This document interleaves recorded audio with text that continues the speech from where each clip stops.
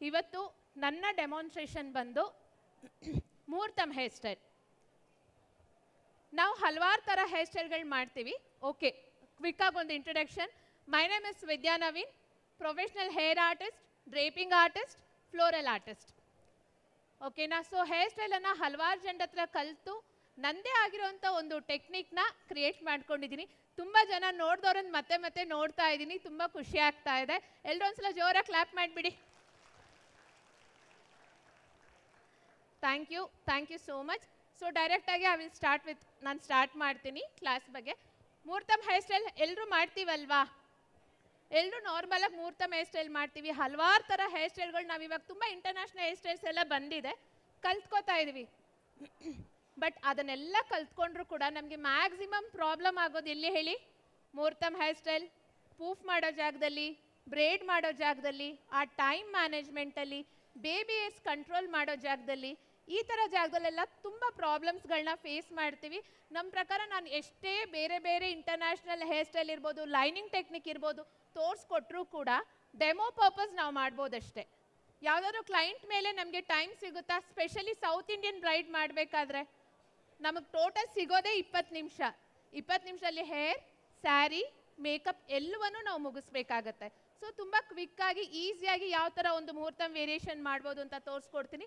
Plus ಇವಾಗ ತುಂಬ ಟ್ರೆಂಡಲ್ಲಿರೋವಂಥದ್ದು Messi, ಒಂಥರ ಫ್ರಂಟ್ ಮೆಸ್ಸಿ ಲುಕ್ ಏನಿದೆ ಅದು ತುಂಬ ಟ್ರೆಂಡಲ್ಲಿದೆ. ಸೊ ನಾನೊಂದು ಟ್ರಿಪಲ್ ಟಾಂಗ್ನ ಇಟ್ಕೊಂಡು ಯಾವ ಥರ ಮೆಸ್ಸಿ ಮಾಡೋದು, ಯಾವ ಥರ ಪೂಫ್ ಮಾಡೋದು, ಹಾಗೆ ಎಕ್ಸ್ಟೆನ್ಷನ್ನ ಎಲ್ಲಿ ಕರೆಕ್ಟಾಗಿ ಕ್ಲಿಪ್ ಮಾಡೋದು ಅಂತ ಹೇಳ್ಕೊಡ್ತೀನಿ. ಮುಗಿದ್ಮೇಲೆ ನಿಮ್ಗೆ ಇದ್ರ ರಿಲೇಟೆಡ್ ಏನೇ ಡೌಟ್ ಇದ್ರೂ ಕೇಳಿ, ನಾನು ಕ್ಲಿಯರ್ ಮಾಡಿಕೊಡ್ತೀನಿ. ನಾನು ಮಾತಾಡೋದು ಕೇಳಿಸ್ತಾ ಇದೆ ಅಲ್ಲ? ನಾನು ಹೇಳೋದು ಅರ್ಥ ಆಗ್ತಿದೆ ಅಲ್ಲ? Thank you.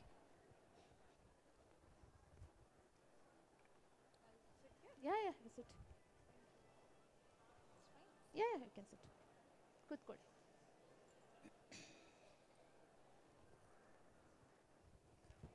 ಬಂದು ಟ್ರಿಮ್ಡ್ ಹೇರ್ ಎಕ್ಸ್ಟೆನ್ಷನ್ ಕೂಡ.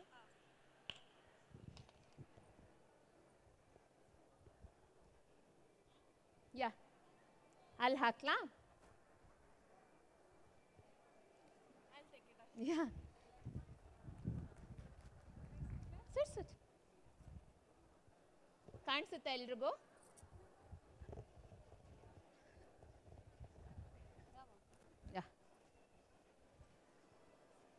ಇಲ್ಲಿ ಮಾಡೆಲ್ ಏನಾಗಿದೆ ಅಂತ ಹೇಳಿದ್ರೆ, ಕಂಪ್ಲೀಟ್ ಹೇರ್ನ ನಾನು ಪ್ರೆಪ್ ಮಾಡಿದ್ದೀನಿ ಅಂತ ಹೇಳಿದ್ರೆ ಕ್ರಿಂಪಿಂಗ್ ಮಾಡಿದ್ದೀನಿ. ಓಕೆ, ಇವಾಗ ನಾನು ಫ್ರಂಟಲ್ಲಿ ಟ್ರಿಪಲ್ ಟಾಂಗ್ ಇಟ್ಕೊಂಡು ಹೇರ್ ಸ್ಟೈಲ್ ಮಾಡಬೇಕಾದ್ರೆ ನಿಮಗೆ ಕ್ರಿಂಪಿಂಗ್ ಮಾಡೋ ನೆಸೆಸರಿ ಇರಲ್ಲ. ಬ್ಲೋ ಡ್ರೈನ ಪ್ರಾಪರಾಗಿ ಮಾಡ್ಕೊಳ್ಳಿ. ಬೇಬಿ ಹೇರ್ ಕಂಟ್ರೋಲ್ ಆಗಲ್ಲ ಅನ್ನೋ ಪ್ರಾಬ್ಲಮ್ ಎಷ್ಟು ಜನರಿಗಿದೆ?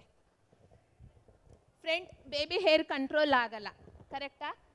ಬೇಬಿ ಹೇರ್ ಕಂಟ್ರೋಲ್ ಆಗಬೇಕು ಅಂತ ಹೇಳಿದ್ರೆ ಅದಕ್ಕೆ ಮೇನ್ ಕೀ ಪಾಯಿಂಟ್ ಬಂದು ನೀವು ಮಾಡೋ ಅಂಥ ಬ್ಲೋ ಡ್ರೈ.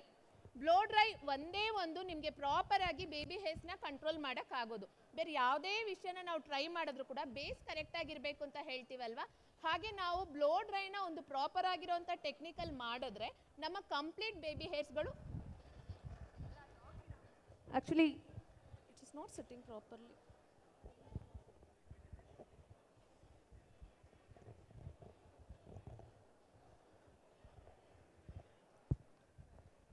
ಇವಾಗ ಕೇಳಿಸ್ತಾ ಇದೆಯಾ? ಬೇಬಿ ಹೇರ್ ಕಂಟ್ರೋಲ್ ಆಗೋಕ್ಕೆ ಒಂದೇ ಟೆಕ್ನಿಕ್ ಅಂತ ಹೇಳಿದ್ರೆ ನಾವು ಮಾಡೋ ಅಂಥ ಬ್ಲೋ ಡ್ರೈ. ಬ್ಲೋ ಡ್ರೈ ಒಂದರಿಂದಲೇ ನಾವು ಪ್ರಾಪರಾಗಿ ಬೇಬಿ ಹೇರ್ಸ್ನ ಕಂಟ್ರೋಲ್ ಮಾಡೋಕ್ಕಾಗೋದು. ಇನ್ನೊಂದು ಕ್ರಿಂಪಿಂಗು ಎಲ್ಲ ಹೇರ್ ಸ್ಟೈಲ್ಗೂ ಕ್ರಿಂಪ್ ಮಾಡಬೇಕಾ? ಎಲ್ಲ ಹೇರ್ ಸ್ಟೈಲ್ಗೂ ಕ್ರಿಂಪಿಂಗ್ ಮಾಡಬೇಕಾ? ಅಷ್ಟೊಂದು ಟೈಮ್ ಸಿಗುತ್ತಾ ನಮಗೆ? ನಾವು ಮಾಡೋವಂಥ ಎಲ್ಲ ಹೇರ್ ಸ್ಟೈಲ್ಗೂ ಕೂಡ ಕ್ರಿಂಪಿಂಗ್ ಮಾಡಬೇಕಾಗಿರೋಂಥ ಅವಶ್ಯಕತೆ ಇಲ್ಲ. ಫಸ್ಟ್ ಡಿಸೈಡ್ ಮಾಡ್ಕೊಳ್ಳಿ ಯಾವ ಹೇರ್ ಸ್ಟೈಲ್ ಮಾಡ್ತಾ ಇದ್ದೀವಿ, ಏನು ಮಾಡ್ತಾ ಇದ್ದೀವಿ, ಯಾವ್ದು ನೆಸಸರಿ ಇರುತ್ತೆ ಅಂತ. ಇದು ಕ್ರಿಂಪಿಂಗ್ ಬಗ್ಗೆ ಇದೊಂದಿದೆ. ನಾವೇನೇ ಹೇರ್ ಸ್ಟೈಲ್ ಮಾಡಿ ಬ್ಲೋ ಡ್ರೈ ಮಾಡಿ ಕ್ರಿಂಪ್ ಮಾಡಿ, ಬ್ಲೋ ಡ್ರೈ ಮಾಡಿ ಕ್ರಿಂಪ್ ಮಾಡಿ, ಹಾಗೇನೂ ಇಲ್ಲ.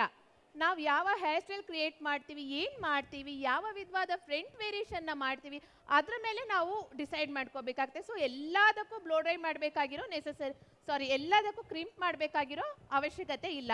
ಇನ್ನು ನೀವು ಮುಹೂರ್ತ ಹೇರ್ ಸ್ಟೈಲ್ ಎಲ್ಲ ಮಾಡಬೇಕಾದ್ರೆ ಯಾವಾಗ ಫ್ರಂಟ್ ವೇರಿಯೇಷನಲ್ಲಿ ನಮಗೆ ಹೇರ್ ತಿಕ್ಕಿರಲ್ವೋ, ಬೌನ್ಸ್ ಇರಲ್ವೋ ಅಂಥ ಟೈಮಲ್ಲಿ ಮಾತ್ರ ಕ್ರಿಂಪ್ ಮಾಡಿ. ಹೇರ್ ತುಂಬ ರಫ್ ಆಗಿದೆ ಅಂತ ಹೇಳಿದ್ರೆ ಕ್ರಿಂಪಿಂಗ್ ಮಾಡ್ಕೊಂಡು ಕೂತ್ಕೊಳ್ಳೋ ಅವಶ್ಯಕತೆ ಇಲ್ಲ, ನೀವು ನೇರವಾಗಿ ಹೇರ್ ಸ್ಟೈಲ್ನ ಶುರು ಮಾಡ್ಬೋದು. ಇನ್ನು ಕ್ರಿಂಪಿಂಗ್ ಮಾಡಬೇಕಾದ್ರೆ ಏನಾಗುತ್ತೆ ಅಂತ ಹೇಳಿದ್ರೆ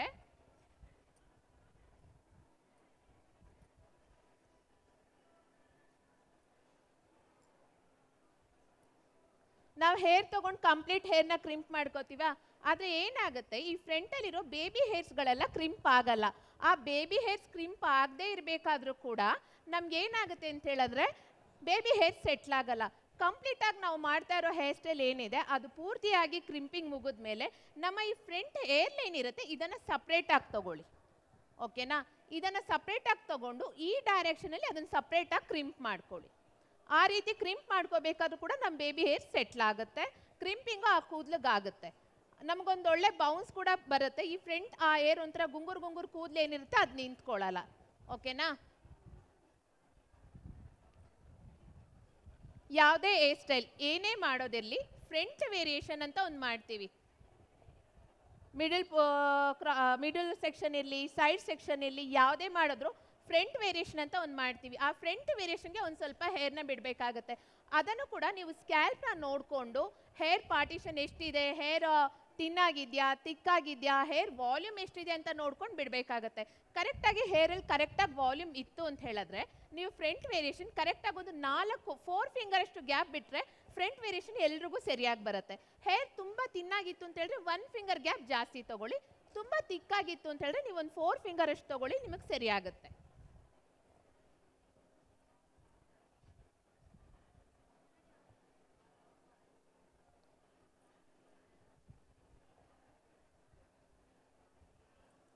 ಸೊ ಫ್ರಂಟ್ ವೇರಿಯೇಷನ್ ಹೇರ್ ತುಂಬ ತಿಕ್ಕಾಗಿರೋದ್ರಿಂದ ಒಂದು 4 ಫಿಂಗರ್ ಅಷ್ಟು ಗ್ಯಾಪ್ ನಾನು ಫ್ರಂಟ್ ವೇರಿಯೇಷನ್ಗೆ ಬಿಡ್ತಾ ಇದ್ದೀನಿ.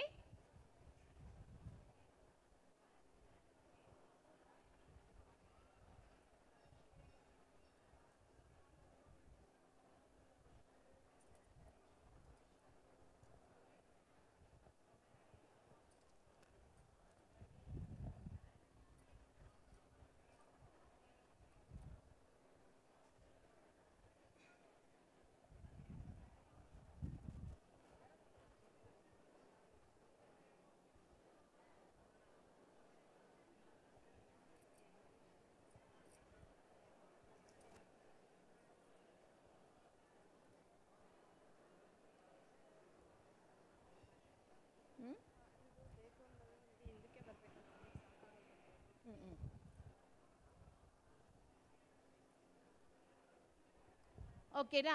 ನೆಕ್ಸ್ಟ್ ಬಂದು ಬ್ಯಾಕ್ ಸೈಡ್ ಪೂಫ್. ನಾವು ಹಿಂದ್ಗಡೆ ಈ ಕ್ರೌನ್ ಸೆಕ್ಷನಲ್ಲಿ ಪೂಫ್ ಏನು ಮಾಡ್ತೀವಿ, ಹಲವಾರು ಥರ ಬೇರೆ ಬೇರೆ ಟೆಕ್ನಿಕಲ್ ಮಾಡ್ತೀವಿ. ಡೀಪ್ ಯು ಪೂಫ್, ಅದಾದ ನಂತರ ಫುಲ್ ಪೂಫ್, ಸ್ಮಾಲ್ ಸಿ ಪೂಫ್ ಅಂತ ಬೇರೆ ಬೇರೆ ಥರ ಮಾಡ್ತೀವಿ. ಇವಾಗ ನಾನು ಕ್ವಿಕ್ಕಾಗಿ ಮಾಡೋವಂಥ ಒಂದು ಡೀಪ್ ಯು ಪೂಫ್ ಯಾವ ಥರ ಮಾಡೋದು ಅನ್ನೋದನ್ನು ತೋರಿಸ್ಕೊಡ್ತೀನಿ. ಡೀಪ್ ಯು ಪೂಫ್ಗೆ ಸೆಕ್ಷನಿಗೆ ಬಂದು ನಮ್ಮ ಈ 2 ಐಬ್ರೋ ಆರ್ಚ್ ಏನಿರುತ್ತೆ ಆ ಆರ್ಚ್ ನೇರವಾಗಿ ಹಿಂದ್ಗಡೆ ನಮ್ಮದು ಡೀಪ್ ಯು ಸೆಕ್ಷನ್ ಹೋಗುತ್ತೆ. ಪೂಫ್ ಏನಾದರೂ ಒಂದು ಸ್ವಲ್ಪ ತುಂಬ ತಿಕ್ಕಾಗಿ ಜಾಸ್ತಿ ಬೇಕು ಅಂತ ಹೇಳಿದ್ರೆ ಆ ಡೀಪ್ ಯು ಸೆಕ್ಷನ್ನ ಒಂದು ಸ್ವಲ್ಪ ಜಾಸ್ತಿ ಮಾಡ್ಕೊಳ್ಳಿ. ಇಲ್ಲ ಪೂಫ್ ನನಗೆ ಚಿಕ್ಕದಾಗೆ ಸಾಕು ಅಂತ ಹೇಳಿ ತುಂಬ ಜಾಸ್ತಿ ನಾವು ಡೀಪ್ ಯು ಸೆಕ್ಷನ್ನ ತಗೊಳ್ಬೇಕಾಗಿರೋ ಅವಶ್ಯಕತೆ ಇಲ್ಲ. ಸೊ ನಾನು ಐಬ್ರೋ ಕಾರ್ನರಿಂದ ಐಬ್ರೋ ಕಾರ್ನರ್ಗೆ ಹಿಂದ್ಗಡೆಗೆ ಒಂದು ಡೀಪ್ ಯು ಸೆಕ್ಷನ್ನ ಸಪ್ರೇಟ್ ಮಾಡ್ಕೋತೀನಿ.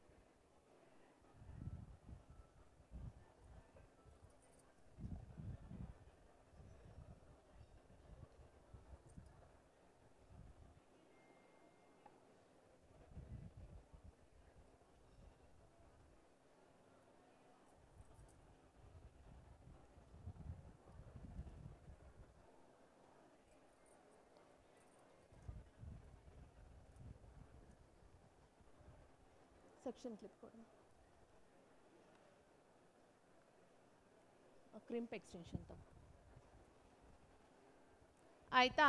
ಇದಾದಮೇಲೆ ಎಕ್ಸ್ಟೆನ್ಷನ್. ಚೌಲಿ ಫಿಕ್ಸ್ ಮಾಡೋದಾದರೆ ಚೌಲಿ ಫಿಕ್ಸ್ ಮಾಡ್ಕೊಳ್ಳಿ, ಎಕ್ಸ್ಟೆನ್ಷನ್ ಫಿಕ್ಸ್ ಮಾಡ್ಕೊಳ್ಳೋದಿದ್ರೆ ಎಕ್ಸ್ಟೆನ್ಷನ್ ಫಿಕ್ಸ್ ಮಾಡ್ಕೊಳ್ಳಿ. ಯಾವ ಥರ ಬೇಕಾದರೂ ಮಾಡ್ಕೋಬೋದು. ಇವಾಗ ಏನಾಗಿದೆ, ಎಲ್ಲದರಲ್ಲೂ ಹೊಸತು ವೆರೈಟಿ ಬೇಕು ಅಂತ ಹೇಳಬೇಕಾದ್ರೆ ಮುಹೂರ್ತಮ್ ಹೇರ್ ಸ್ಟೈಲ್ನ ಕೂಡ ಡಿಫ್ರೆಂಟಾಗಿ ಮಾಡಿ ನಾವು ಕುಚ್ಚು ಹಾಕೋಕ್ಕೆ ಶುರು ಮಾಡಿದ್ದೀವಿ. ಇದೇ ಥರ ಟಿಪಿಕಲಾಗಿ ಮಾಡಬೇಕು ಅಂತ ಏನೂ ಇಲ್ಲ. ನಾನಿವಾಗ ಕ್ರಿಮ್ ಹೇರ್ ಎಕ್ಸ್ಟೆನ್ಷನ್ನ ಫಿಕ್ಸ್ ಮಾಡಿ ನಾನು ಹೇರ್ ಸ್ಟೈಲ್ನ ಮಾಡ್ತೀನಿ. ಎಕ್ಸ್ಟೆನ್ಷನ್ ಎಲ್ಲಿ ಫಿಕ್ಸ್ ಮಾಡಬೇಕು? ನಮ್ಮ ತಲೆನ ನಮ್ಮ ತಲೆಯಲ್ಲಿ ಸ್ಕ್ಯಾಲ್ ಪಾರ್ಟ್ ನೋಡಿದ್ರೆ ಯಾವ ಭಾಗ ನಮಗೆ ದೊಡ್ಡದಾಗಿರುತ್ತೋ ಆ ಭಾಗಕ್ಕೆ ನಾವು ಎಕ್ಸ್ಟೆನ್ಷನ್ನ ಫಿಕ್ಸ್ ಮಾಡಬೇಕು. ಎಕ್ಸ್ಟೆನ್ಷನ್ ಫಿಕ್ಸ್ ಮಾಡಬೇಕಾದ್ರೆ ಅದ್ರ ಮೇಲೆ ಯಾವಾಗಲೂ ಒಂದು ಲೇಯರ್ ಕೂದಲಿರೋ ಥರ ನೋಡ್ಕೋಬೇಕು. ಇಲ್ಲಾಂದರೆ ನಿಮ್ಗೆ ಅದು ಪ್ರಾಬ್ಲಮ್ ಆಗುತ್ತಲ್ಲ. ಮೆಸ್ಸಿ ಬ್ರೇಡ್ ಮಾಡಬೇಕಾದ್ರೆ ಸೈಡಲ್ಲಿ ಎಕ್ಸ್ಟೆನ್ಷನ್ ಎತ್ಕೊಳ್ಳುತ್ತೆ, ಎಕ್ಸ್ಟೆನ್ಷನ್ ಕೂರಿಸ್ಕೊಳ್ಳೋಕ್ಕಾಗಲ್ಲ, ಲೆಫ್ಟ್ ಟು ರೈಟ್ ತೊಗೊಂಬಂದು ನಿಮಗೆ ಪ್ರಾಪರಾಗಿ ಪಿನ್ ಮಾಡೋಕ್ಕಾಗಲ್ಲ. ಈ ರೀತಿ ಪ್ರಾಬ್ಲಮ್ಗಳು ಕ್ರಿಯೇಟ್ ಆಗುತ್ತೆ. ಸೊ ನೋಡ್ಕೊಂಡು ಎಕ್ಸ್ಟೆನ್ಷನ್ನ ಯಾವತ್ತೂ ಪ್ರಾಪರಾಗಿ ಕರೆಕ್ಟಾಗಿ ಫಿಕ್ಸ್ ಮಾಡ್ಕೊಳ್ಳಿ.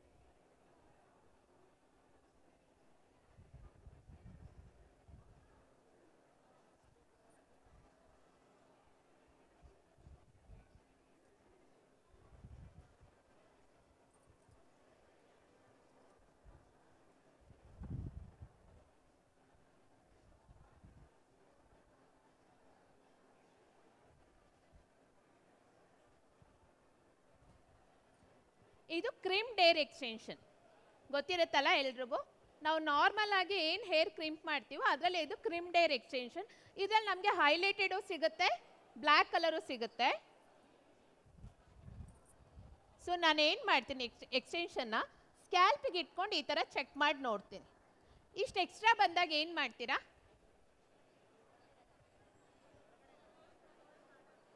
ಸಾರಿ ಫೋಲ್ಡ್ ಮಾಡಿ ನಮಗೆ ಪಿನ್ ಮಾಡಿದಾಗ ಏನಾಗುತ್ತೆ, ನಾವು ವರ್ಕ್ ಮಾಡೋಕ್ಕೆ ಕಷ್ಟ ಆಗುತ್ತೆ. ಸಾಧಾರಣವಾಗಿ ನಾನು ಸ್ಕ್ಯಾಲ್ಪ್ ಟು ಸ್ಕ್ಯಾಲ್ಪ್ ಚೆಕ್ ಮಾಡಿದಾಗ ಯಾವ ಕ್ಲಿಪ್ ನನಗೆ ಎಕ್ಸ್ಟ್ರಾ ಬರುತ್ತೋ ಅದನ್ನು ನಾನು ಕಟ್ ಮಾಡಿ ತೆಗೆದ್ಬಿಡ್ತೀನಿ. ಇದು ನಮಗೇನೋ ವೇಸ್ಟ್ ಆಗಲ್ಲ, ಇಟ್ಕೋಬೋದು. ನಾವು ಮತ್ತೆ ಎಲ್ಲಾದರೂ ಈ ಮೆಸಿ ಬನ್ನೆಲ್ಲ ಮಾಡ್ತೀವಲ್ವಾ, ಸೊ ನಾವು ಡೋನಟ್ ಫಿಕ್ಸ್ ಮಾಡಿದಾಗ ನಮಗೆ ಆ ಕಡೆ ಈ ಕಡೆ ಹೇರ್ ಸಾಕಾಗಲ್ಲ. ಅಂಥ ಟೈಮಲ್ಲಿ ನಾವು ಸೈಡಿಗೆ ಫಿಕ್ಸ್ ಮಾಡಿ ಸೇಮ್ ಇಲ್ಲೇನಿದೆ ಈ ಕ್ರಿಮ್ಡ್ ಎಕ್ಸ್ಟೆನ್ಷನ್ ಅಥವಾ ಕರ್ಲ್ ಅಷ್ಟೇ, ನೀವು ಕರ್ಲ್ ಹೇರ್ ಸ್ಟೈಲ್ ಮಾಡಬೇಕಾದ್ರೂ ಕೂಡ ನಿಮಗೆ ಎಲ್ಲಿ ಎಕ್ಸ್ಟ್ರಾ ಹೇರ್ ಬಂದರೂ ಕೂಡ ನೀವು ಕಟ್ ಮಾಡಿಬಿಡಿ. ಅದನ್ನು ಬೆಂಡ್ ಮಾಡಿ ಫಿಕ್ಸ್ ಮಾಡಿದಾಗ ತುಂಬಾ ಕಷ್ಟ ಆಗುತ್ತೆ ನಮ್ಗೆ ಅದ್ರ ಮೇಲೆ ವರ್ಕ್ ಮಾಡೋಕ್ಕೆ.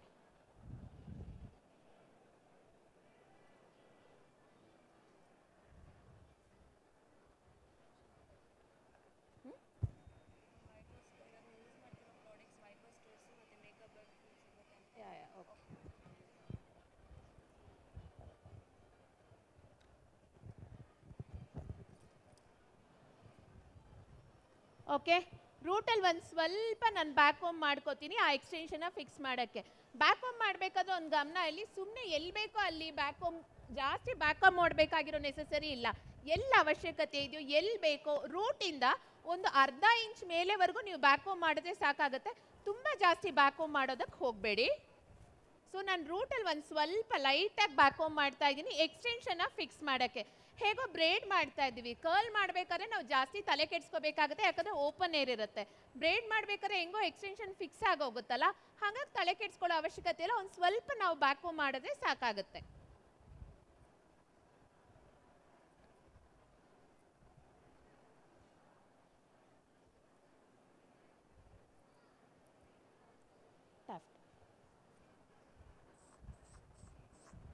ಸ್ಪ್ರೇನೂ ಅಷ್ಟೇ, ಸ್ಪ್ರೇಲ್ ಕೂಡ ನಿಮಗೆ ಹಲವಾರು ಥರ ಸ್ಪ್ರೇ ಇದೆ.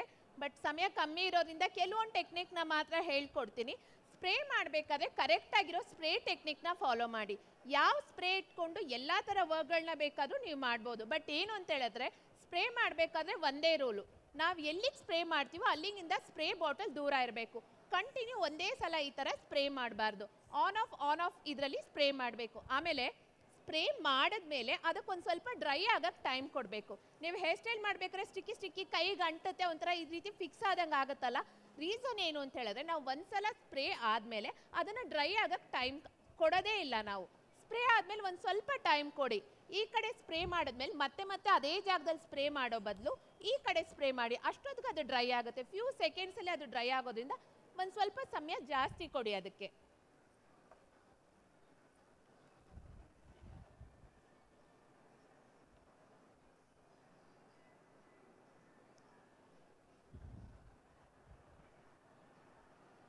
ಎಕ್ಸ್ಟೆನ್ಷನ್ ಫಿಕ್ಸ್ ಆಯ್ತಾ? ಬ್ಯಾಕ್ ಹೋಮ್ ಮಾಡಿರೋದ್ರಿಂದ ಬ್ಯಾಕ್ ಹೋಮ್ ಮಾಡಿ ಎಕ್ಸ್ಟೆನ್ಷನ್ ಆದಮೇಲೆ ಅದ್ರ ಮೇಲೆ ಮತ್ತೆ ಅನಾವಶ್ಯಕವಾಗಿ ಬಾಬಿ ಪಿನ್ಸ್ಗಳು ಚುಚ್ಚಬೇಕಾಗಿರೋ ಅವಶ್ಯಕತೆ ಇಲ್ಲ. ಯಾಕಂದರೆ ಬ್ಯಾಕ್ ಹೋಮ್ ಮಾಡಿರ್ತೀವಿ, ತುಂಬ ಕರೆಕ್ಟಾಗಿ ಕೂತ್ಕೊಂಡಿರುತ್ತೆ. Next deep U ಪೂಫು.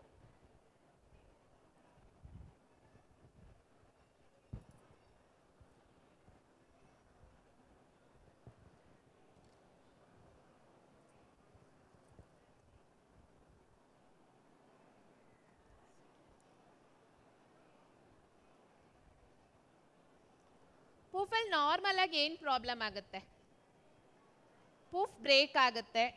ಪ್ರೂಫ್ ಒಂದೇ ಸಮನೆ ಇರಲ್ಲ, ಅಪ್ ಆ್ಯಂಡ್ ಡೌನ್ ಮೇಲೆ ಕೆಳಗಡೆ ಆಗುತ್ತೆ. ಈ ಕಡೆ ಹೈಟ್ ಇರುತ್ತೆ, ಈ ಕಡೆ ಫ್ಲ್ಯಾಟ್ ಆಗುತ್ತೆ. ಇಲ್ಲ ಅಂದರೆ ಮಧ್ಯದಲ್ಲಿ ಒಂದು ಲೈನ್ ಬಂದಂಗೆ ಪೂಫ್ ಓಪನ್ ಆಗುತ್ತೆ. ಆ ಥರ ಆಗಬಾರ್ದು ಅಂತ ಹೇಳಿದ್ರೆ, ಇವಾಗ ನಾನು ಯಾವ ಥರ ಬ್ಯಾಕ್ ಹೋಮ್ ಮಾಡ್ತಾ ಇದ್ದೀನೋ, ಯಾವ ಥರ ಸೆಕ್ಷನಿಂಗ್ ತೊಗೊಂಡು ಬ್ಯಾಕ್ ಹೋಮ್ ಮಾಡ್ತೀನೋ, ಇದನ್ನು ಫಾಲೋ ಮಾಡಿದ್ರೆ ಯಾವತ್ತೂ ನಮ್ಮ ಪೂಫು ಬ್ರೇಕ್ ಆಗಲ್ಲ. ಆಯಿತಾ? ಸೊ ನಾನಿವಾಗ ತಗೊಂಡು ಮಾಡೋ ಅಂಥ ಸೆಕ್ಷನಿಂಗ್ನ ಬ್ರಿಕ್ ಸೆಕ್ಷನ್ ಅಂತ ಹೇಳ್ತೀವಿ. ಓಕೆ, ನೀಟಾಗಿ ಕೋಮ್ ಮಾಡ್ಕೊಳ್ಳಿ. ಇಟ್ಗೆ ಜೋಡಿಸ್ತಾರೆ ನೋಡಿದಿರಲ್ವಾ, ಹೇಗಿರುತ್ತೆ ಇಟ್ಗೆ? ಮಧ್ಯದಲ್ಲೊಂದು, ರೈಟಲ್ಲೊಂದು, ಲೆಫ್ಟಲ್ಲೊಂದು, ಮತ್ತೆ ಮಧ್ಯದಲ್ಲೊಂದು, ರೈಟಲ್ಲೊಂದು, ಲೆಫ್ಟಲ್ಲೊಂದು, ಸೇಮ್ ಅದೇ ಟೆಕ್ನಿಕ್ಕು. ಆ ಟೆಕ್ನಿಕಲ್ಲಿ ಬ್ಯಾಕ್ ಹೋಮ್ ಮಾಡಿ. ಬ್ಯಾಕ್ ಹೋಮ್ ಅಂತ ಹೇಳೋದು ಕೂಡಲೇ ತುಂಬ ಎತ್ತರಕ್ಕೆ 2 ಇಂಚ್ ಬ್ಯಾಕ್ ಹೋಮ್ ಮಾಡಬೇಕಾಗಿರೋ ಅವಶ್ಯಕತೆ ಇಲ್ಲ. ಏನಾಗುತ್ತೆ, ನಾವು ಮಾಡೋ ಕೆಲಸನ ಕರೆಕ್ಟಾಗಿ ಮಾಡಿಕೊಟ್ಟು ಕ್ಲೈಂಟಿಗೆ ಓಪನ್ ಮಾಡ್ಕೊಳ್ಳೋ ರೀತಿ ಅವಕಾಶಗಳಿದ್ದಾಗ ನಮಗೆ ಮತ್ತೆ ಮತ್ತೆ ಆರ್ಡರ್ ಬರುತ್ತೆ. ಏನಕ್ಕೆ ಇತ್ತೀಚೆಗೆ ನಮಗೆ ಬ್ಯಾಕ್ ಹೋಮ್ ಬೇಡ, ಕ್ರಿಂಪ್ ಬೇಡ ಅಂತ ಹೇಳ್ತಾರೆ. ಪ್ರಾಪರಾಗಿ ಟೆಕ್ನಿಕ್ ಇಲ್ಲದೆ ಫುಲ್ ಬ್ಯಾಕ್ ಹೋಮ್ ಮಾಡಿ ಏನೇನೋ ಮಾಡ್ಬಿಟ್ಟು ಬರ್ತೀವಿ. ಅದೇ ನಮಗೆ ಮೇನ್ ಪ್ರಾಬ್ಲಮ್ ಆಗೋದು. ಮತ್ತೆ ಹೋಗಿರೋ ಕ್ಲೈಂಟ್ ಮತ್ತೆ ನಮಗೆ ವಾಪಸ್ಸೇ ಬರಲ್ಲ, ನಾವೇ ಮಾಡ್ಕೊಳಕ್ಕೆ ಶುರು ಮಾಡ್ತೀವಿ ಅಂತ ಹೇಳ್ತಾರೆ. ಬ್ಯಾಕ್ ಹೋಮ್ ಕರೆಕ್ಟಾಗಿ ಮಾಡಿಕೊಡಿ, ಅವ್ರಿಗೆ ರಿಮೂವ್ ಆಗೋ ಥರ ಮಾಡಿಕೊಡಿ. ಕೋಮ್ ಹಿಡಿದಾಗ ಮೇಲ್ಗಡೆಯಿಂದ ಕೆಳಗಡೆವರೆಗೂ ಒಂದೇ ಡೈರೆಕ್ಷನಲ್ಲಿ ನಾವು ಬ್ಯಾಕ್ ಹೋಮ್ ಮಾಡಬೇಕು. Left to right, right to left ಬೇರೆ ಬೇರೆ ಥರ ನಾವೇನಾದರೂ ಬ್ಯಾಕ್ ಹೋಮ್ ಮಾಡಿದ್ರೆ 100% ಆ ಬ್ಯಾಕ್ ಹೋಮ್ ರಿಮೂವ್ ಮಾಡೋಕ್ಕೆ ಕಷ್ಟ ಆಗುತ್ತೆ. ಪ್ಲಸ್ ಹೇರು ಡ್ಯಾಮೇಜ್ ಆಗುತ್ತೆ. ಒಬ್ರು ನಮ್ಮನ್ನು ನಂಬಿ ನಮ್ಮ ಕೈಲಿ ಕೂದಲನ್ನು ಕೊಟ್ಟಾಗ ನಾವು ಎಷ್ಟು ಅದನ್ನು ನೀಟಾಗಿ ನಾಜೂಕಾಗಿ ಹ್ಯಾಂಡ್ಲ್ ಮಾಡೋಕ್ಕೆ ಸಾಧ್ಯನೋ ಅಷ್ಟು ನೀಟಾಗಿ ನಾವು ಅದನ್ನು ಹ್ಯಾಂಡ್ಲ್ ಮಾಡಿಕೊಡ್ಬೇಕಾಗತ್ತೆ. ಸೊ ಬ್ರಿಕ್ ಸೆಕ್ಷನು ಫಸ್ಟು ಮಧ್ಯದಲ್ಲಿ ಒಂದು ಸೆಕ್ಷನ್ ತಗೋತಾ ಇದ್ದೀನಿ.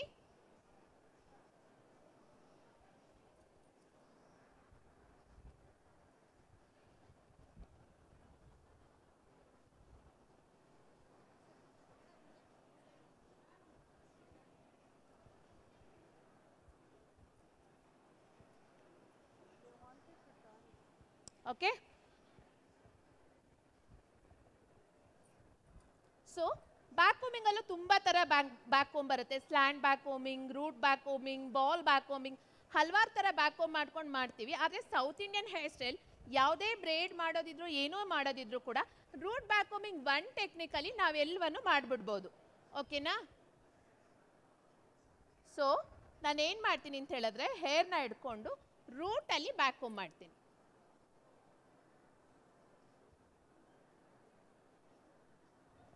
ಕಾಣಿಸ್ತಾ ಇದೆಯಾ?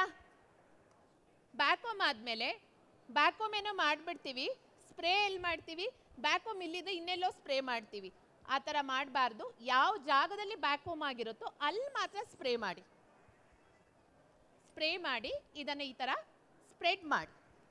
ಸ್ಪ್ರೆಡ್ ಮಾಡಿದಾಗ ಏನಾಗುತ್ತೆ, ಕಮ್ಮಿ ಜಾಗದಲ್ಲಿ ನಮಗೆ ಜಾಸ್ತಿ ವಾಲ್ಯೂಮ್ ಬರುತ್ತೆ. ಇವಾಗ ಇವ್ರ ಹೇರಲ್ಲೇನೋ ಇಷ್ಟೊಂದು ವಾಲ್ಯೂಮ್ ಇದೆ, ಕ್ರಿಂಪ್ ಮಾಡಿದ್ದೀನಿ, ವಾಲ್ಯೂಮ್ ನಮಗೆ ಕ್ರಿಯೇಟ್ ಆಗೋಗಿದೆ. ಅದೇ ಏನಾಗುತ್ತೆ, ಸಾಧಾರಣವಾಗಿ ನಾವು ಕ್ಲೈಂಟಿಗೆ ಹೋದಾಗ ಯಾರದೇ ಕೂದಲು ಮಾಡೆಲ್ಸ್ ಥರ ಇರಲ್ಲ. ಮ್ಯಾಕ್ಸಿಮಮ್ ಇವಾಗ ನಾವು ಹೇರ್ ಸ್ಟೈಲಲ್ಲಿ ಫೇಸ್ ಮಾಡ್ತಾ ಇರೋ ತುಂಬ ಪ್ರಾಬ್ಲಮ್ ಏನು ಅಂತ ಹೇಳಿದ್ರೆ ಈ ಜಾಗದಲ್ಲಿ ಅವ್ರಿಗೆ ಕೂದಲೇ ಇರಲ್ಲ. ಕರೆಕ್ಟಾ? ಅಲ್ಲೇ ನಮಗೆ ತುಂಬ ಪ್ರಾಬ್ಲಮ್ ಆಗೋದು. ಸೊ ಆದಷ್ಟು ಈ ರೀತಿ ಬ್ಯಾಕ್ ಹೋಮ್ ಮಾಡಿ ಸ್ಪ್ರೇ ಮಾಡಬೇಕಾದ್ರೆ ನಿಮ್ಗೊಂದು ಒಳ್ಳೆ ವಾಲ್ಯೂಮ್ ಸಿಗುತ್ತೆ ಅದರಲ್ಲಿ. ಇದಾದಮೇಲೆ ನೆಕ್ಸ್ಟ್ ಸೆಕ್ಷನು ಸ್ಲ್ಯಾಂಡ್ ಸೆಕ್ಷನ್ ಮಧ್ಯದಲ್ಲಿ ಆಯ್ತಾ. ಇದಾದಮೇಲೆ ರೈಟ್ ಸೈಡ್ ಸೆಕ್ಷನ್ ತಗೋತೀನಿ. ರೈಟ್ ಸೈಡ್ ಸೆಕ್ಷನ್ ನೋಡಿ ಒಂದು ಸ್ವಲ್ಪ ಈ ಥರ ಕ್ರಾಸ್ ಆಗಿ ತಗೊಳ್ಳಿ. ಮಧ್ಯಕ್ಕೊಂದು ಲೈನ್ ಇದ್ರೆ ಮತ್ತೆ ಒಂದು ಸ್ವಲ್ಪ ಈ ರೀತಿ ಕ್ರಾಸ್ ಆಗಿ ಜಾಯಿನ್ ಆಗುತ್ತೆ. ಓಕೆ, ಈ ಥರ ಕ್ರಾಸ್ ಆಗಿ ಸೆಕ್ಷನ್ ತಗೋತೀನಿ. ಲಹರಿ ಇಲ್ಲಿ ಬನ್ನಿ, ಟೈಮ್ ಆಗ್ತದೆ. ಸೊ ರೂಟಲ್ಲಿ ಬ್ಯಾಕ್ ಹೋಮ್ ಮಾಡ್ತೀನಿ.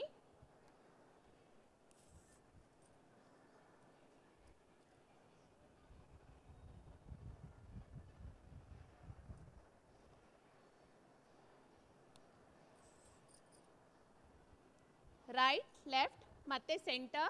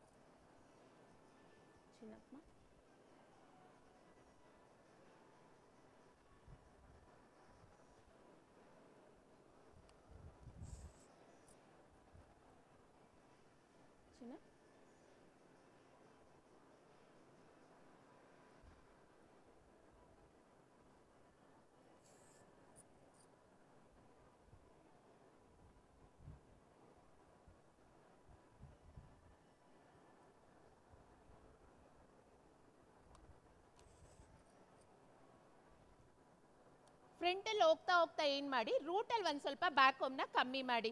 ಇಲ್ಲ ಅಂತ ಹೇಳಿದ್ರೆ ನಮಗೆ ಟಾಪ್ ಮೋಸ್ಟ್ ಲೇಯರಲ್ಲಿ ಬ್ಯಾಕ್ ಹೋಮ್ ತುಂಬ ಜಾಸ್ತಿ ಕಾಣಿಸುತ್ತೆ.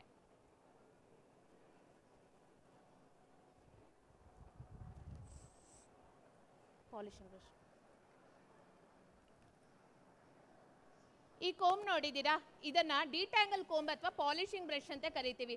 ಪೂಫ್ ಮಾಡಿದಾಗ ಅಥವಾ ಬ್ಯಾಕ್ಕೋಮ್ ಮಾಡಿದಾಗ ಟಾಪ್ ಮೋಸ್ಟ್ ಲೇಯರ್ ಏನಿರುತ್ತೆ ಅದನ್ನ ನಾವು ಈ ಕೋಂಬ್ ಬಿಟ್ಟು ಕೋಂಬ್ ಮಾಡಿದಾಗ ನಮ್ಮ ಕೆಳಗಡೆ ಮಾಡಿರೋಂಥ ಯಾವುದೇ ಬ್ಯಾಕ್ಕೋಮ್ಗಳು ಹೋಗಲ್ಲ. ಟಾಪ್ ಮೋಸ್ಟ್ ಲೇಯರಲ್ಲಿ ಇರೋಂಥ ಆ ಟ್ಯಾಂಗಲ್ ಆಗಿರೋಂಥ ಕೂದಲುಗಳು ಕ್ಲಿಯರ್ ಆಗುತ್ತೆ.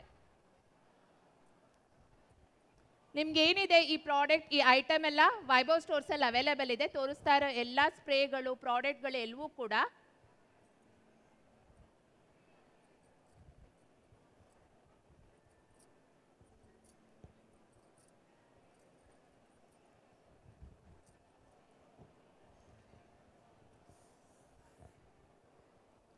ಕೊಡು.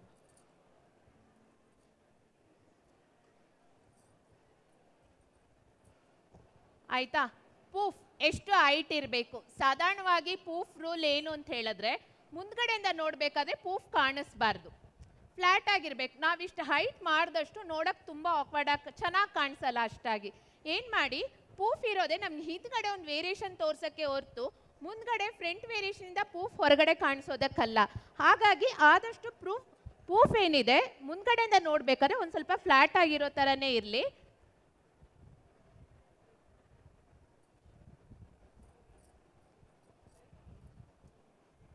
ನೀಟಾಗಿ ಕೋಂಬ್ ಮಾಡಿಕೊಂಡು ಒಂದು ಶೇಪ್ನ ಕೊಟ್ಟು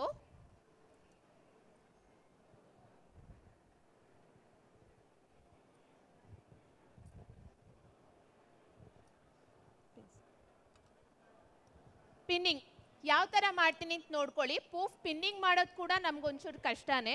ಪಿನ್ನಿಂಗ್ ಯಾವ ಥರ ಬರುತ್ತೆ ಅಂತ ಹೇಳಿದ್ರೆ, ಪೂಫ್ ಯಾವ ಶೇಪಲ್ಲಿ ಇಟ್ಕೊಂಡಿದ್ದೀನೋ ಅದೇ ಥರ ರೌಂಡಾಗಿ ಇಟ್ಕೊಂಡಿದ್ದೀನಿ. ಪಿನ್ನಿಂಗ್ ಮುಗ್ದಾಗ ನಿಮ್ಗೆ ಏನು ಅನಿಸುತ್ತೆ, ಲೆಫ್ಟಿಂದ 2 ಪಿನ್ನು, ರೈಟಿಂದ 2 ಪಿನ್ ಹಾಕ್ದಂಗೆ ಕಾಣಿಸುತ್ತೆ.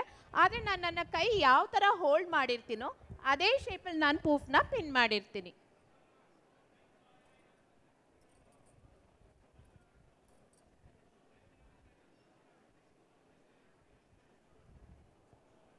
ಒಂದು ಪಿನ್ ಆಯ್ತಾ? ಆ ಪಿನ್ ಎಲ್ಲಿಂದ ಮುಗಿಯುತ್ತೋ ಅಲ್ಲಿಂದ ಮುಕ್ಕಾಲು ಭಾಗದಿಂದ ಮತ್ತೊಂದು ಪಿನ್ ಹಾಕ್ತೀನಿ. ರೈಟಿಂದ 1 ಪಿನ್ ಆಯಿತು, ಲೆಫ್ಟಿಂದ 1 ಪಿನ್ ಆಯಿತು, ಅಲ್ಲಿಂದ ಶುರುವಾಗಿರೋ ಜಾಗದಿಂದ ಇನ್ನೊಂದು ಪಿನ್ ಆಯಿತು. ಉದ್ದಕ್ಕೆ ಕೊಡು. ಮತ್ತೆ ಕೆಳಗಡೆಯಿಂದ ಮತ್ತೊಂದು ಪಿನ್ ಮಾಡ್ತೀನಿ.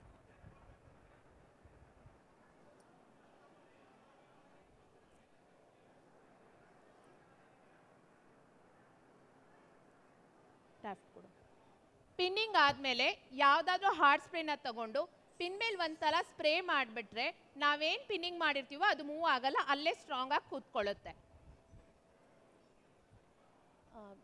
ಬಿಂದುಗೆ ಮಾಂಕ್ಟಿಕ್ಕಾಗಿ ಇದು ಹಾಕಕ್ಕೆ ಹೇಳು.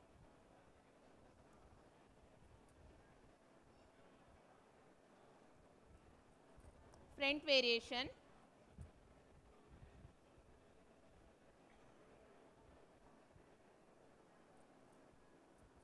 ಅದು ಟ್ರಿಪಲ್ ಟಾಂಗ್ ಆನ್ ಮಾಡು. 1 ನಿಮಿಷ.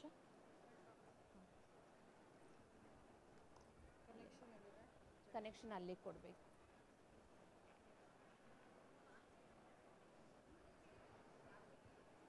ಇಲ್ಲಿ ಬಾಮ್ಮ, ಇಲ್ಲಿ ಬಾ ಕಮ್ಮಿ, ಇಲ್ಲಿ ಬನ್ನಿ.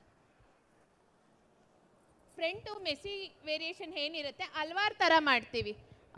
ಒಂದು ಕರ್ಲ್ನ ಯೂಸ್ ಮಾಡ್ತೀವಿ, ನೂಡಲ್ಸ್ ಕಲ್ಲಲ್ಲಿ ಮಾಡ್ತೀವಿ, ಸ್ಕ್ವಯರ್ ರೋಡಲ್ಲಿ ಮಾಡ್ತೀವಿ. ಇವಾಗ ಟ್ರಿಪಲ್ ಟಾಂಗಲ್ಲಿ ಏನು ಅನಿಸುತ್ತೆ ಅಂತ ಹೇಳಿದ್ರೆ ವೇರಿಯೇಷನ್ ತುಂಬ ಕ್ವಿಕ್ಕಾಗಿ ಆಗುತ್ತೆ ಅಂತ ಅನ್ನಿಸ್ತಾ ಇದೆ. ತುಂಬ ಈಸಿಯಾಗಿ ನಾವು ಫ್ರಂಟಲ್ಲಿ ಮೆಸ್ಸಿ ವೇರಿಯೇಷನ್ ಇದೆ ಅದನ್ನು ಮಾಡಿಬಿಡ್ಬೋದು. ಓಕೆನಾ? ಆನ್ ಮಾಡ್ದಪ್ಪ.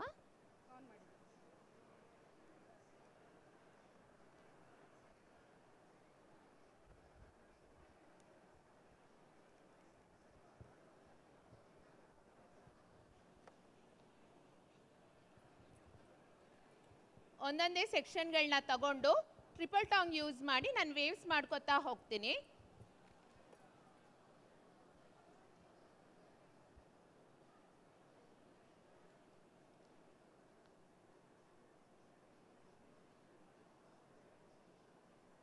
ಇದನ್ನು ನಮ್ಮ ಹತ್ರ ಟ್ರಿಪಲ್ ಟಾಂಗ್ ಇಲ್ಲ ಅಂತ ಹೇಳಿದ್ರೆ ಕರ್ಲ್ಸ್ ಇದೆಯಲ್ಲ, ನಾವು ಕರ್ಲ್ಸ್ನ ಇಟ್ಕೊಂಡು ಕೂಡ ನಾವು ಸೇಮ್ ಟೆಕ್ನಿಕಲಿ ವೇವ್ಸ್ನ ಮಾಡ್ಕೋಬೋದು.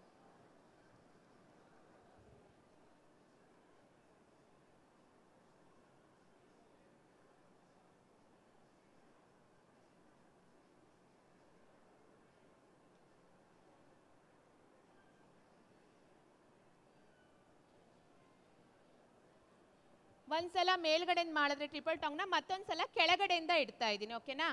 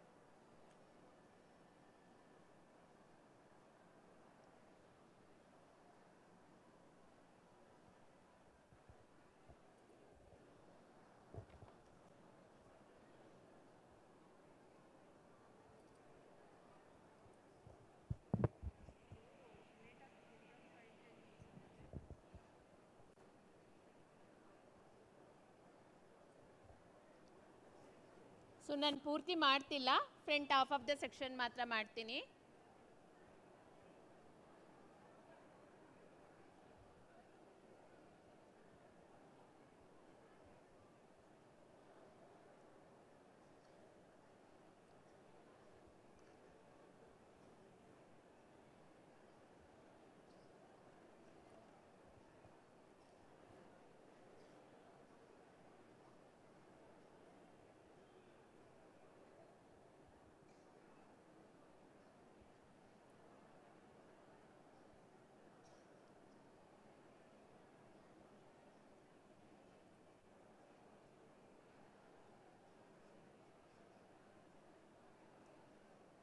ಸೆಕ್ಷನ್ನ ಒಂದು ಸ್ವಲ್ಪ ತಿನ್ನಾಗಿ ತಗೊಳ್ಳಿ. ನಮ್ಮ ಟಾಂಗ್ ರಾಡ್ ಎಷ್ಟು ದಪ್ಪ ಇರುತ್ತೋ ಆ ದಪ್ಪಕ್ಕೆ ತಕ್ಕನಂಗೆ ನಾವು ಸೆಕ್ಷನ್ನ ಡಿವೈಡ್ ಮಾಡ್ಕೊಂಡು ತಗೊಂಡಾಗ ನಾವೇನು ಮಾಡ್ತೀವಿ, ಕರ್ಲ್ ಇರ್ಬೋದು, ಕ್ರಿಂಪಿಂಗ್ ಇರ್ಬೋದು, ಕರೆಕ್ಟಾಗಿ ಬರುತ್ತೆ. ಯಾವಾಗಲೂ ನಮ್ಮ ಮಿಷಿನರಿ ಏನಿರುತ್ತೋ ಆ ಥಿಕ್ನೆಸ್ಗೆ ತಕ್ಕ ಹಾಗೆ ನಾವು ಸೆಕ್ಷನ್ಸ್ನ ತಗೋಬೇಕು.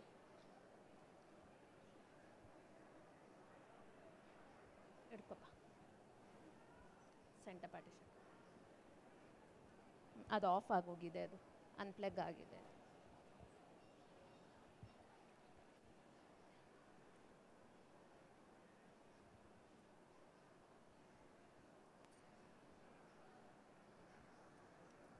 ಟೇಬಲ್ ಮೇಲಿರೋ ಆ ಹೂವದೆಲ್ಲ ತೆಗಿಬೇಕು. ನೀಟಾಗಿ ಈ ರೀತಿ ಒಂದು ವೈಟ್ ಟೂತ್ ಕೋಮ್ ತಗೊಳ್ಳಿ. ಕೋಮ್ ತಗೊಂಡು ನೀಟಾಗಿ ಕೋಮ್ ಮಾಡ್ಕೊಳ್ಳಿ.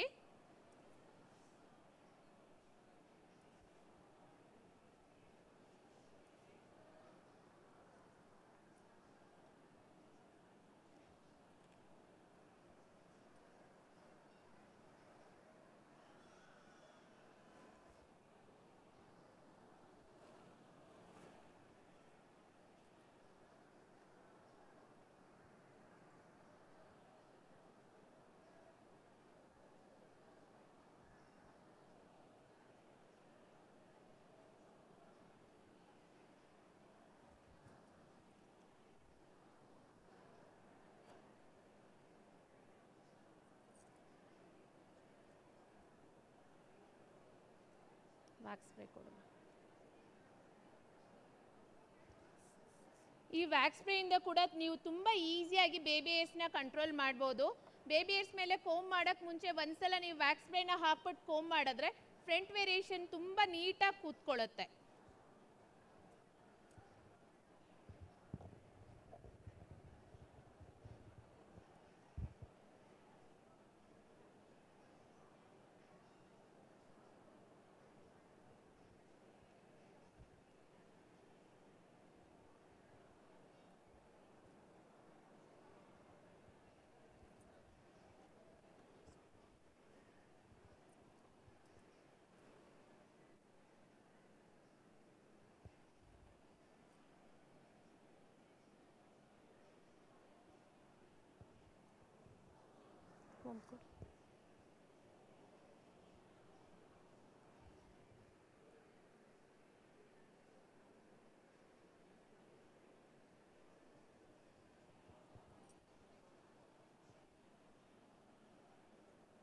ವ್ಯಾಕ್ಸ್ ಸ್ಪ್ರೇ ಕೂಡ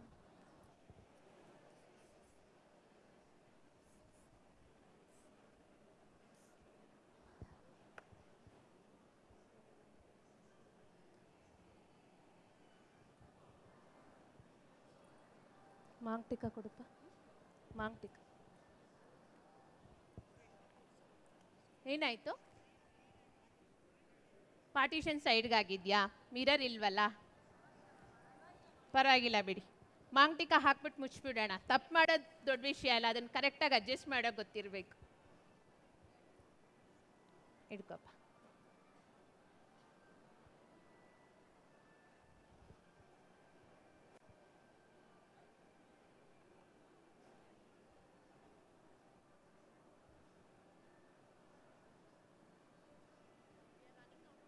Yeah, done. Just I will make one braid in 5 minutes backside, then I will.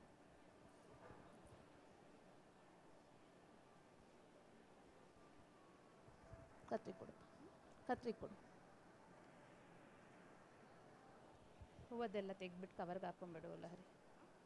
ಹೂವದೆಲ್ಲ ತೆಗ್ದು ಕವರ್ಗೆ ಹಾಕೊಂಡ್ಬಿಡಿ.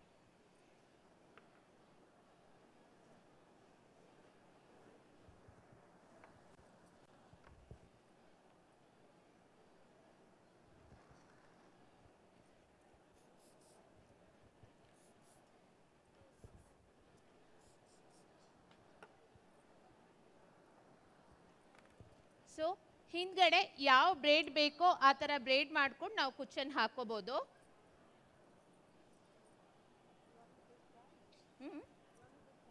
വേണ്ട ഉക്കാര. ലബ ಬ್ಯಾಂಡ್ ಕೊಡಮ್ಮ.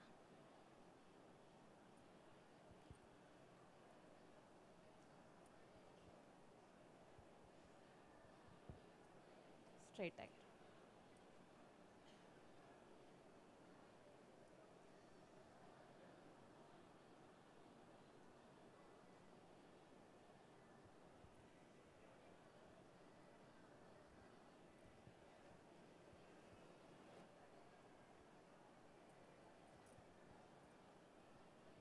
ನಾನಿವಾಗ ಹಾರ್ಟ್ ಬ್ರೇಡ್ ಮಾಡ್ತಾ ಇದ್ದೀನಿ.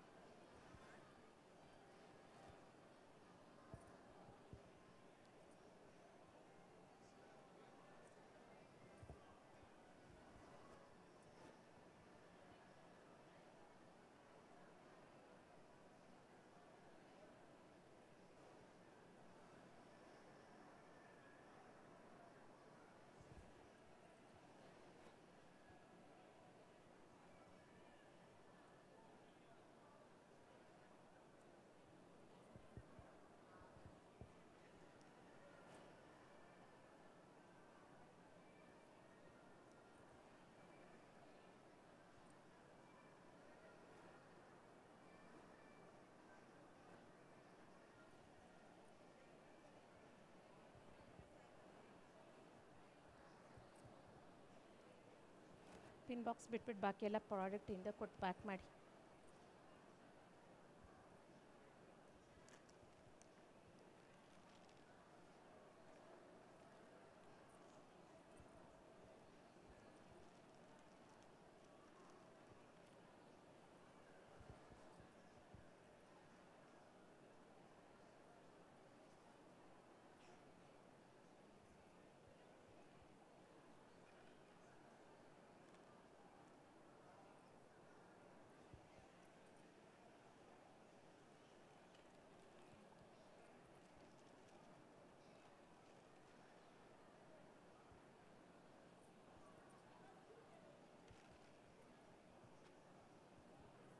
ಪ್ರಾಡಕ್ಟ್ ಎಲ್ಲ ಇಟ್ಬಿಡಿ ಒಳಗಡೆ.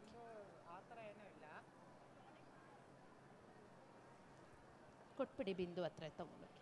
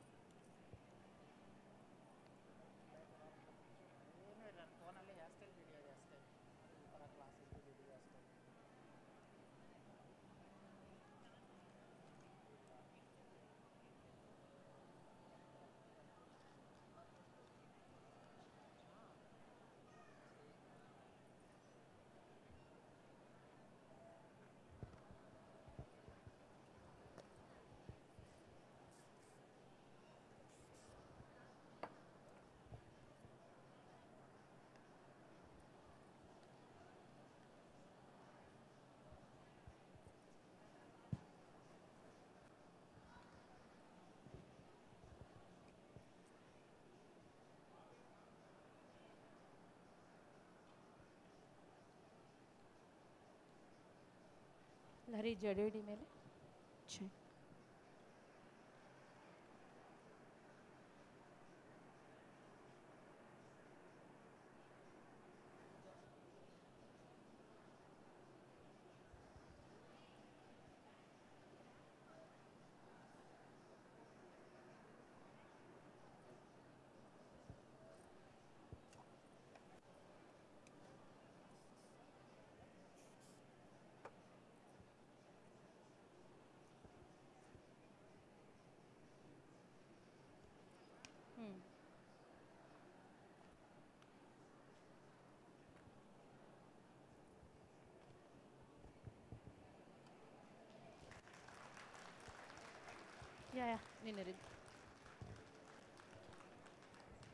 ಕರೆಕ್ಟಾಗಿ ಒಂದು ಮುಹೂರ್ತ ಮಾಡೋಕ್ಕೆ ಏನು ಟೈಮ್ ಸಿಕ್ಕಿತ್ತು ಅಷ್ಟೇ ಟೈಮ್ ಸಿಕ್ಕಿದೆ.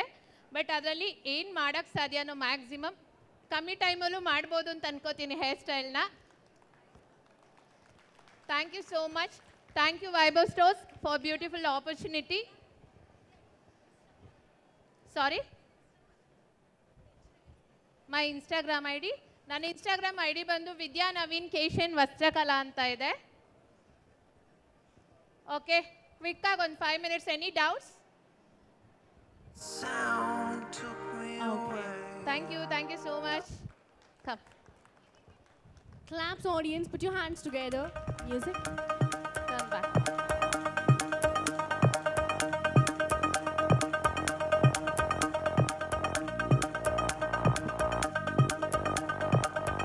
Thank you so much. ಎಲ್ಲರೂ ನೋಡಿ ತುಂಬ ಖುಷಿ ಆಯಿತು. ತುಂಬ ಜನ ಮೆಸೇಜ್ ಮಾಡಿಬಿಟ್ಟು ಬಂದ್ರಿ. ಎಲ್ರಿಗೂ ನನ್ನ ತುಂಬ ಹೃದಯದ ಧನ್ಯವಾದಗಳು. Thank you so much guys. Thank you.